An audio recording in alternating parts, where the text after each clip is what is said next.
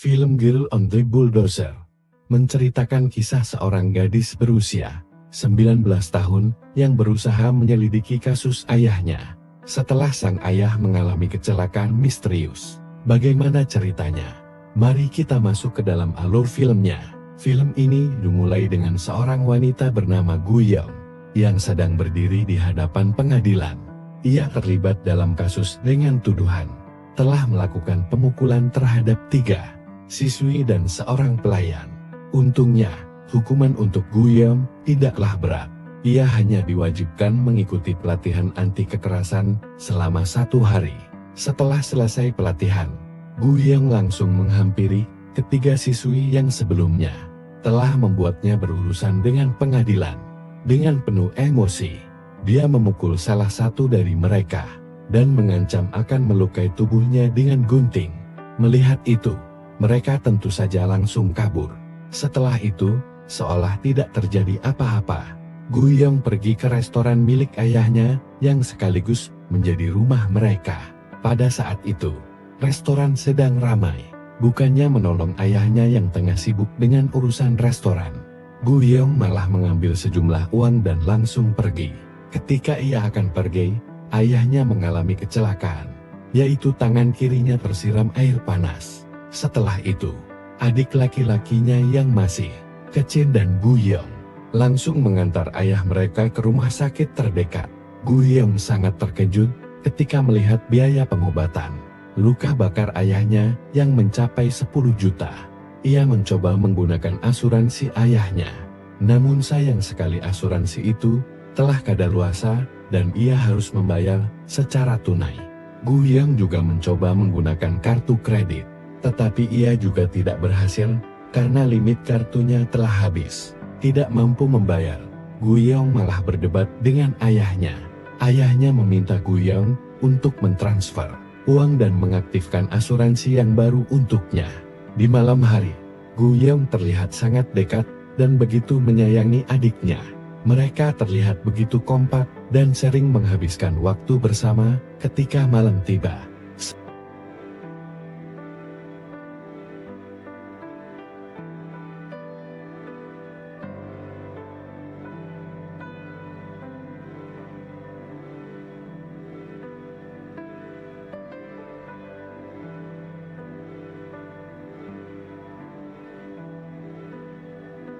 Saat kedua anaknya sudah tidur, ayah mereka diam-diam keluar rumah tanpa diketahui oleh mereka.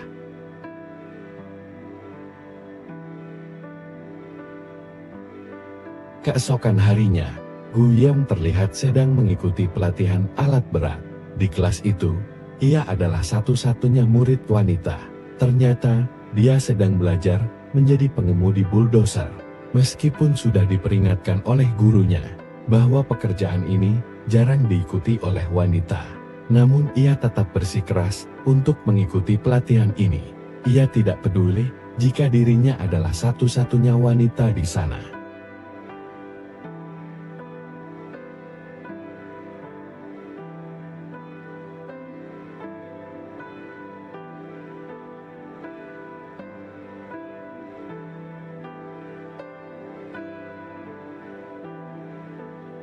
Tak lama setelah itu, Gu Yeong mendapatkan telepon dari kantor polisi. Mereka menanyakan keberadaan ayahnya dan memberitahu bahwa ayahnya terlibat dalam kasus kekerasan dan kabur menggunakan mobil. Mendengar kabar itu, Gu Yeong tidak peduli dan lebih memilih untuk pergi ke tempat kerjanya. Setibanya di kedai, Gu Yeong meminta izin kepada atasannya untuk datang terlambat selama 2 jam pada hari Kamis dan Jumat, karena ia akan mengikuti pelatihan. Namun, atasannya tidak setuju dan malah menyarankannya untuk berhenti bekerja saja. Gu Yeong tidak terima dan langsung membuat kekacauan di kedai tersebut. Ia meminta gajinya yang belum dibayarkan untuk segera diberikan. Setelah pulang, di rumah Gu Yeong menemukan adiknya sendirian dan belum makan. Saat ia baru saja menyiapkan makanan, tiba-tiba mobil polisi datang dan membawanya ke rumah sakit.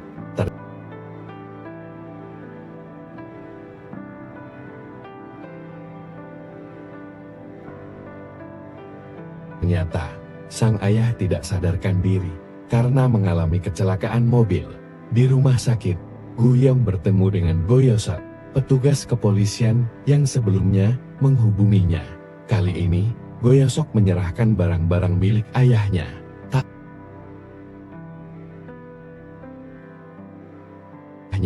Tak lama kemudian, seorang agen asuransi datang dan menemui Guyong.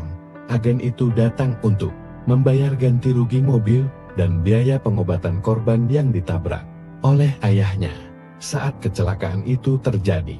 Namun, seperti biasa, Guyong tidak peduli dan memilih untuk pergi begitu saja.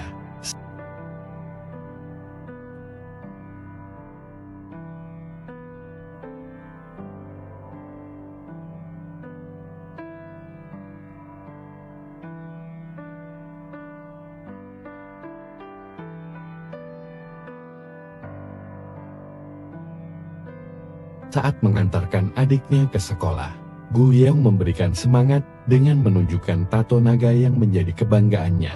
Namun, lagi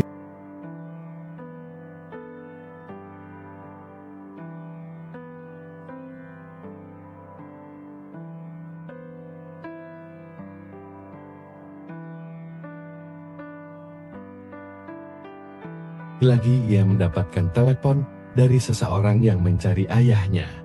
Guyong memilih untuk tidak memberitahu dan mematikan teleponnya. Setelah itu, ia pulang ke restoran dan melihat beberapa karyawan. Ayahnya bingung karena tidak tahu harus berbuat apa. Mereka bertanya-tanya apakah restoran harus dibuka atau tidak. Guyong, yang tidak peduli, menyarankan untuk menutup restoran saja. Namun, usulannya itu malah membuat para karyawan marah. Karena gaji mereka bulan lalu belum dibayar. Tiba-tiba, pamannya datang mencari ayah Guyong dan menjelaskan bahwa ayahnya sedang dirawat di rumah sakit akibat luka bakar yang dialaminya kemarin. Mendengar itu, pamannya langsung pergi begitu saja dan mengurungkan niatnya untuk memberikan sebuah bingkisan yang entah isinya apa.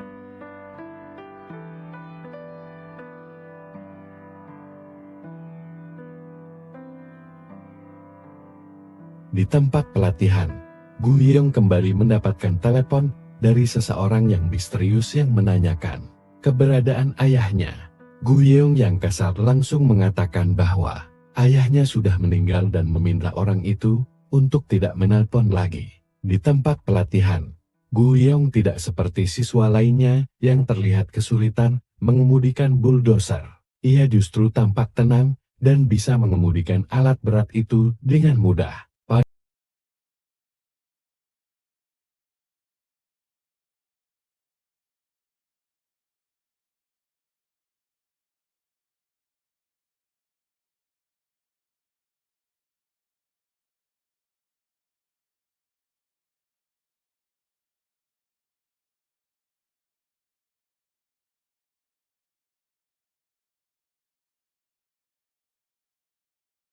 Pada malam harinya, setibanya di restoran, Guyong terkejut melihat ada dua orang misterius yang sedang memeriksa restorannya.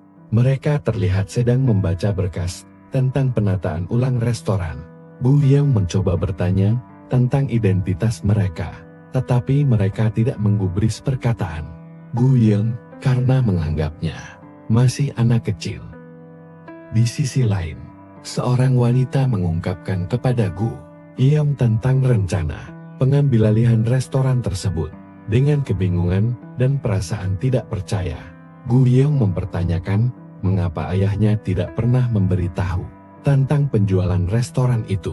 Wanita itu kemudian menjelaskan kembali bahwa restoran ini sebenarnya bukan milik ayahnya, karena ayah Guyong hanya menyewa tempat tersebut. Setelah itu, orang-orang tadi langsung naik ke lantai 2 rumah mereka. Bahkan mereka mengabaikan keberadaan Guyong yang ada di sana. Guyong, yang merasa kesal dengan cepat mengambil pisau daging dan mengancam orang-orang tersebut untuk segera meninggalkan restoran. Akibat kejadian yang terus-menerus ini, Guyong menjadi frustasi dan memutuskan untuk pergi ke rumah sakit. Di sana, Ia ingin meminta penjelasan langsung kepada ayahnya tentang semua yang terjadi. Namun, sayangnya kondisi sang ayah, yang baru saja menjalani operasi, malah semakin memburuk. Sambil memeriksa barang-barang milik ayahnya, Guiyong penasaran dan langsung mengaktifkan HP milik ayahnya. Di sana, ia menemukan banyak aplikasi yang masih terbuka di HP itu. Guiyong mencoba menghubungi salah satu nomor yang ada, namun sayangnya tidak ada jawaban. Tiba-tiba,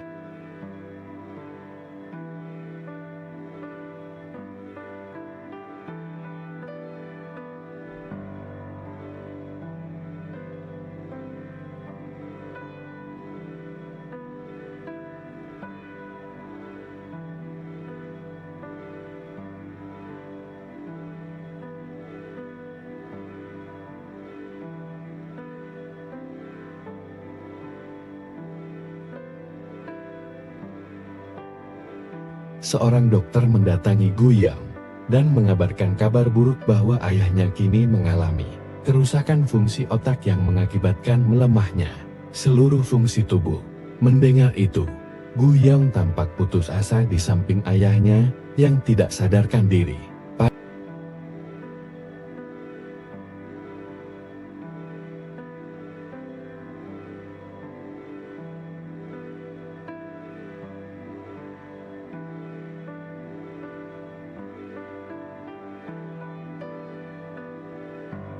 Pada hari berikutnya, Guiyong mendatangi lokasi kecelakaan ayahnya. Ia menemukan beberapa tanda yang menunjukkan di mana ayahnya ditabrak. Di tengah-tengah lokasi itu, tepat di atas tanda tersebut, tiba-tiba saja ada truk lewat yang hampir menabraknya.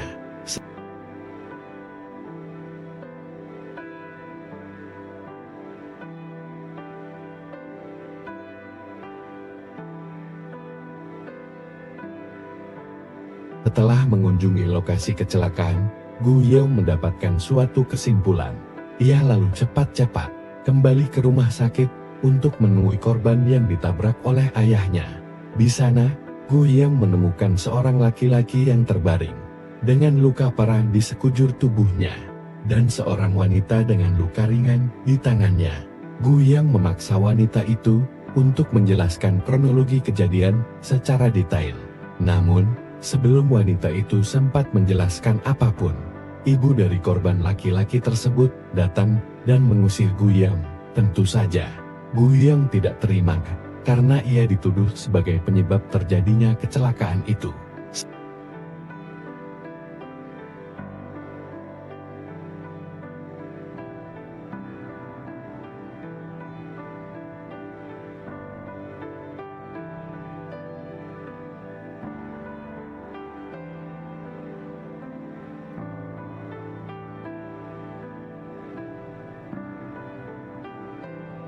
Setelah diusir dari rumah sakit, Guiyong sengaja menunggu di luar untuk mencegat wanita tadi. Tak lama kemudian, wanita itu keluar sendirian. Guiyong yang melihatnya langsung mengikuti dan memaksa wanita tersebut untuk memberikan penjelasan yang sebenarnya. Namun, wanita itu tidak mampu berbohong lebih lama. Guiyong langsung memegang tangan wanita tersebut yang masih terbungkus perban akibat kecelakaan.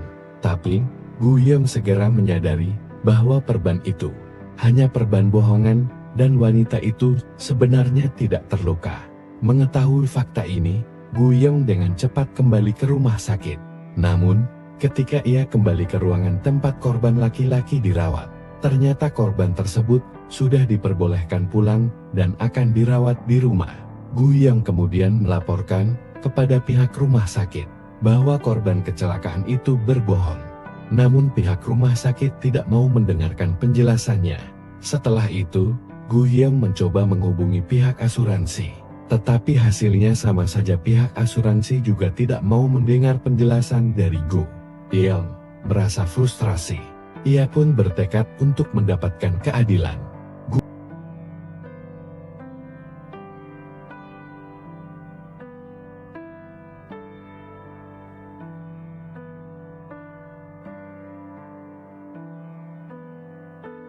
Yang kemudian pergi ke kantor polisi dan menemui Goyosok.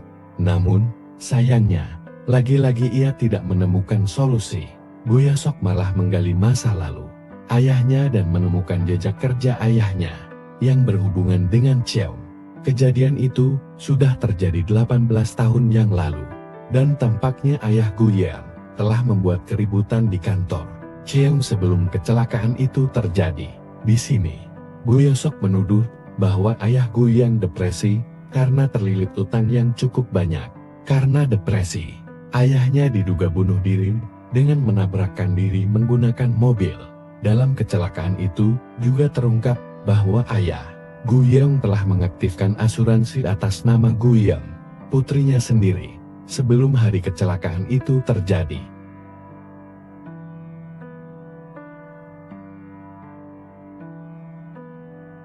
Setelah itu, Guyang pulang dan langsung mencari dokumen serta berkas-berkas yang ditinggalkan oleh ayahnya. Tak lama kemudian, Guyang membuka HP milik ayahnya dan menemukan pesan terakhir yang dikirim oleh ayahnya kepada Cheong tepat sebelum kecelakaan tragis itu terjadi. Keesokan harinya, Guyang langsung pergi ke kantor Cheong. Meskipun awalnya diabaikan oleh Cheong, berkat sikap keras kepala Guyang, akhirnya Cheong tidak punya pilihan lain dan mempersilahkan Guyang masuk ke dalam mobil.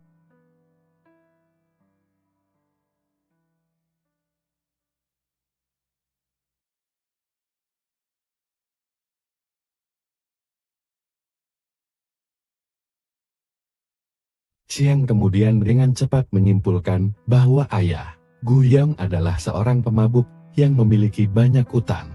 Jadi, selama ini, Cheong telah meminjamkan restorannya kepada ayah Guyang, dan kini Cheong ingin mengambil alih restoran itu untuk keponakannya. Cheong juga menawarkan uang untuk membantu Guyang, namun Guyang yang belum puas dengan penjelasannya, malah ditinggal oleh Cheong yang langsung keluar untuk kampanye politiknya. Karena tidak punya kuasa, Guyang akhirnya diusir dari sana.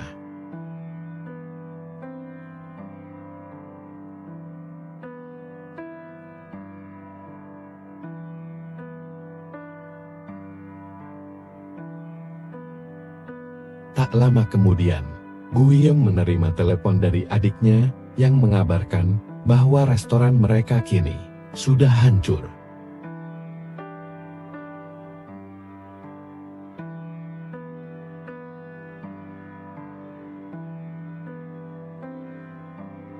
Pada malam harinya, Guyang tidak punya pilihan lain, karena restoran serta rumah mereka sudah hancur. Akhirnya Guyang dan adiknya pergi ke rumah bibinya untuk sementara menginap di sana. Namun, tampaknya bibinya merasa berat hati jika Guyang dan adiknya menginap di sana. Guyang yang pakar langsung memanggil adiknya untuk segera pergi. Namun, sebelum mereka sempat pergi, adiknya dicegah oleh bibinya yang langsung memegang lengan adiknya, membuatnya berteriak kesakitan. Sang bibi yang penasaran kemudian memeriksa lengan keponakannya dan terkejut melihat ada luka lebam di sana. Setelah itu, sang bibi mulai mengungkapkan bahwa ayah Guyang sebenarnya telah berhutang ke sana kemari demi mendirikan restoran. Ayah Guyang selalu mengeluh karena restoran itu tidak pernah menghasilkan keuntungan. Dan saat ini, ayahnya terjerat hutang sebesar 5 miliar won. Karena tidak sanggup mendengar ocehan dari bibinya, Guyang dan adiknya memutuskan untuk pergi.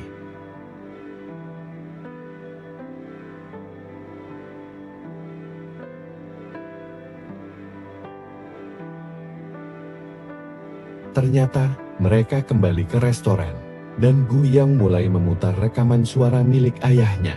Dalam rekaman itu, terungkap bahwa ayah Guyang mendatangi Cheong dan meminta perpanjangan waktu untuk melunasi hutangnya.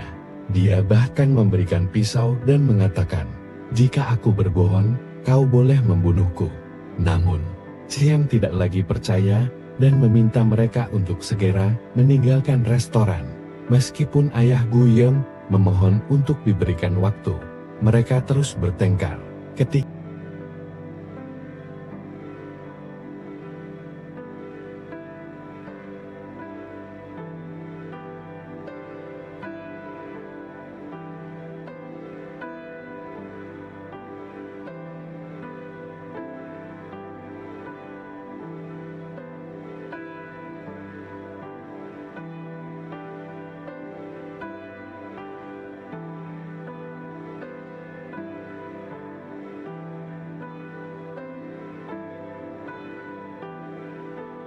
Ketika hendak pergi, ayah Guiyang secara tak sengaja melukai resepsionis wanita di kantor Chiang dengan pisau yang sedang ia pegang.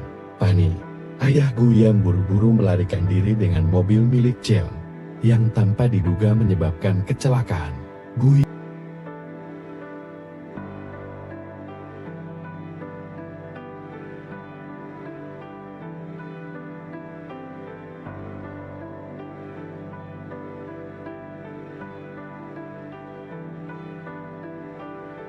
Yang kemudian mencoba mendatangi kantor Chiang, tetapi Chiang tidak ada di sana. Resepsionis pun tidak mau memberitahu kemana Chiang pergi. Guiyang lalu mengambil sebuah brosur dan mencoba menelepon nomor yang tertera di sana. Dia berpura-pura menjadi seorang wartawan dan berhasil mengetahui bahwa Chiang sedang menghadiri sebuah pertemuan di restoran. Guiyang segera menuju restoran itu dan langsung menunjukkan bukti rekaman dari HP milik ayahnya.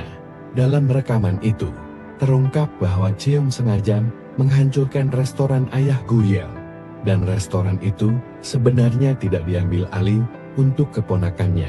Karena merasa terancam, Chiang memerintahkan anak buahnya untuk mengamankan Guiyang. Bahkan HP milik ayahnya dihancurkan di depan matanya.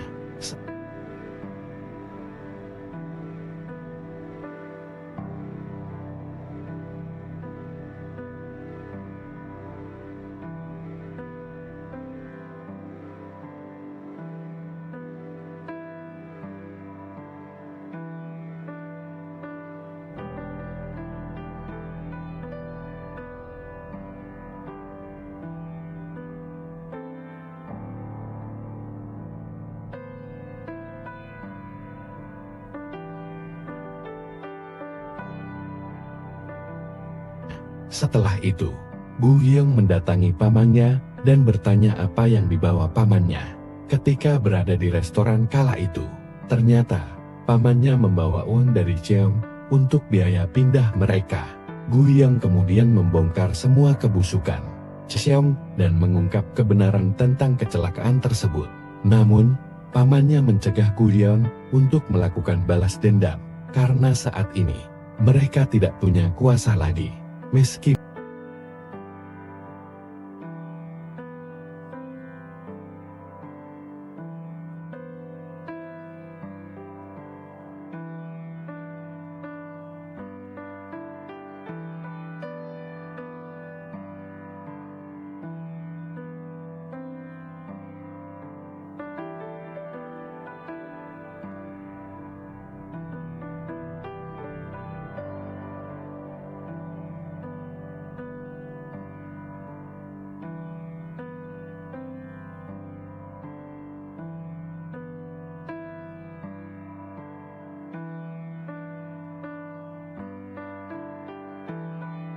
Meski begitu, Guiyang yang tidak mau mendengar nasihat pamannya langsung mencari Chiang yang kebetulan sedang berkampanye.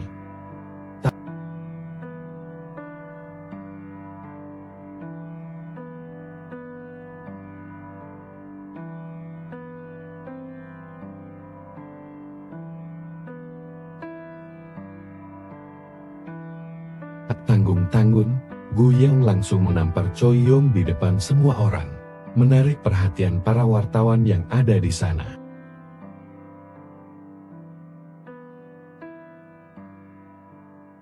Sekretaris Choi Yong segera pergi, dan selama di perjalanan, ia menjelaskan bahwa sebenarnya Choi Yong menawarkan kompensasi dana untuk perpindahan dan kesempatan bagi ayah Guiyang.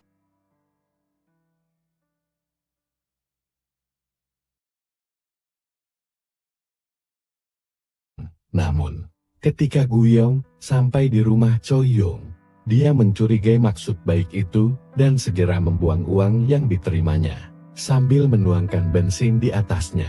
Sebelum sempat menyalakan korek, ia dicegah oleh satpam dan istri Choi Yong. Istri Choi Yong mencoba menenangkan situasi, tetapi Guiyang malah kabur. Saat kabur, Guiyang bertemu dengan 3 siswi SMA yang juga memiliki masalah dengan Choi Yong. Mereka langsung menyerang Guiyang, membuatnya tak berdaya. Mereka bahkan menyewa pria bayaran untuk mengejar Guillaume, namun tak lama kemudian, adik Guillaume datang dan membuat mereka kabur.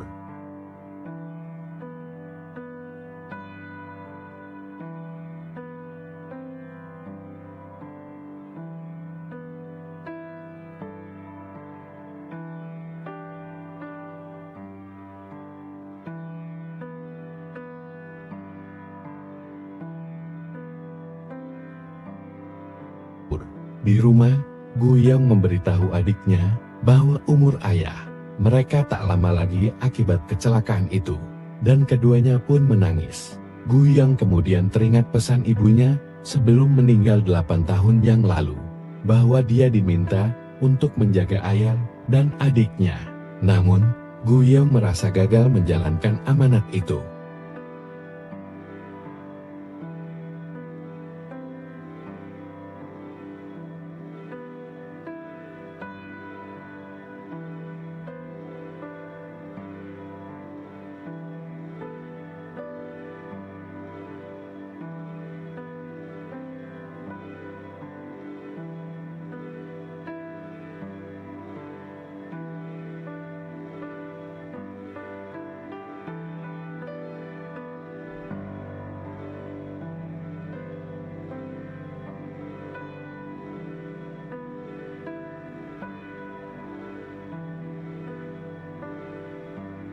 Keesokan harinya, mereka berdua pergi ke rumah sakit, tetapi ayah mereka tidak ada di sana. Ternyata, dokter menyarankan Guillaume untuk menandatangani surat pelepasan alat bantu hidup untuk ayahnya, yang berarti ayahnya akan dibiarkan meninggal. Mau tidak mau, Guillaume menandatangani keputusan itu. Tetapi sebelum itu, dia sempat mencium kening ayahnya sebagai tanda perpisahan.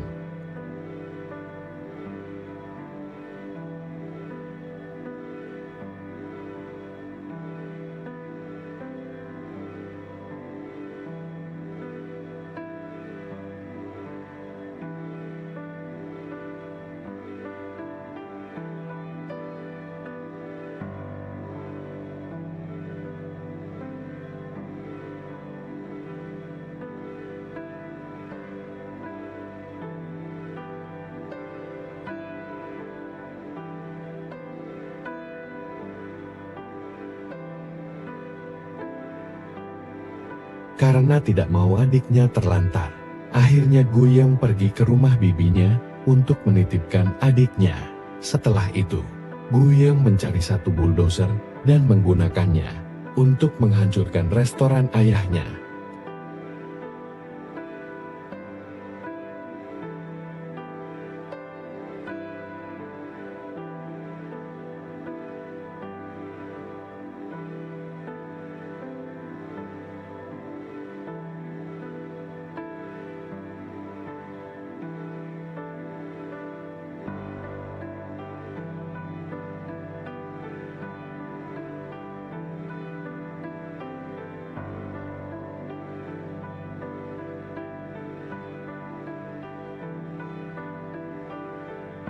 Tak butuh waktu lama, polisi datang dan mencoba menghentikan aksinya.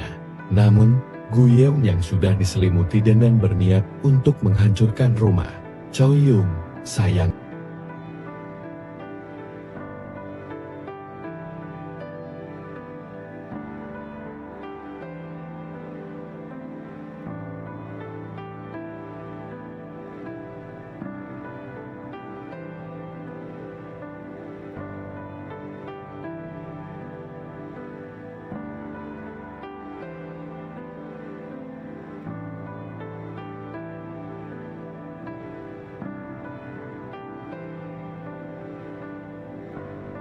Sayangnya, karena tembok rumah Choi-Yum sangat tebal, Guillaume kesulitan menghancurkannya.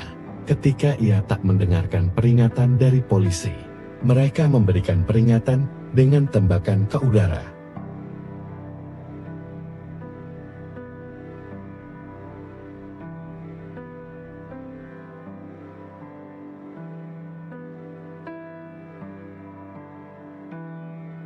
Akibat dari ulahnya, Guillaume harus menjalani hukuman penjara selama 18 bulan.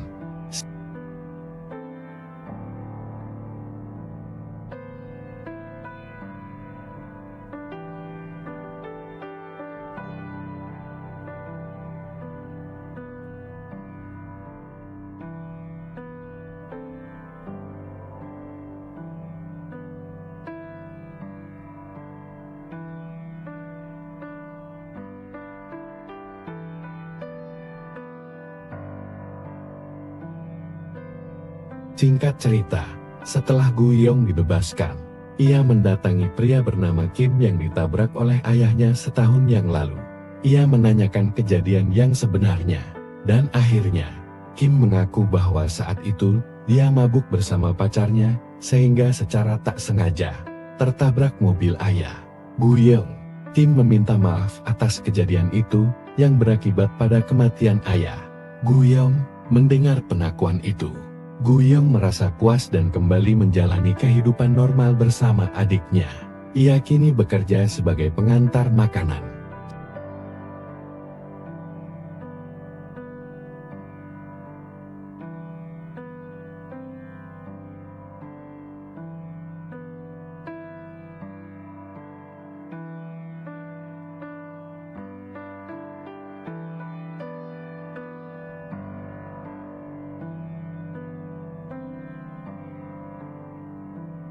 Suatu hari, Gu Yong mendapatkan telepon dari agen asuransi yang mengabarkan bahwa ia menerima kompensasi atas kecelakaan ayahnya sebesar 1,8 miliar won.